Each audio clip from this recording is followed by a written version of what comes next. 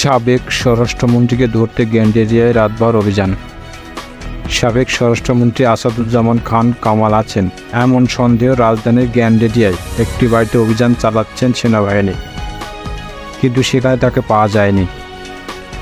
গ্যান্ডেরিয়ায় DIT প্ল্যাট Satish সরকার রোডের ৩১ নম্বর এই বাড়িতে সাবেক স্বরাষ্ট্রমন্ত্রী আছেন এমন খবরে বাড়ি ঘেরাও করে রাখেন ছাত্র জনতা, কিন্তু তাকে পাওয়া যায়নি।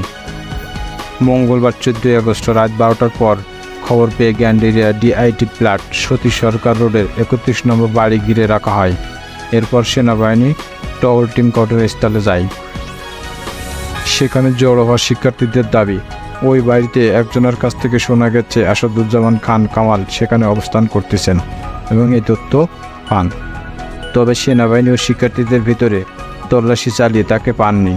পরে ভোর ৪টার দিকে সেনাবাহিনী সদস্যরা সেখান থেকে চলে যান। স্থানীয়রা জানান, বাড়িটিতে আসাদুজ্জামান খানের দুঃসম্পর্কের আত্মীয় বসবাস করেন। মন্ত্রী থাকা অবস্থায় সেখানে যাতায়াত করতেন তিনি। এদিকে কোটা সংস্কার আন্দোলনে ঢাকা পুলিশের গুলিতে মুদি দোকানদার আবু সাইদ নিহতের ঘটনা শেখ হাসিনা ও আসাদুজ্জামান খান কামাল সহ ৭ জনের বিরুদ্ধে হত্যার মামলা করা হয়েছে।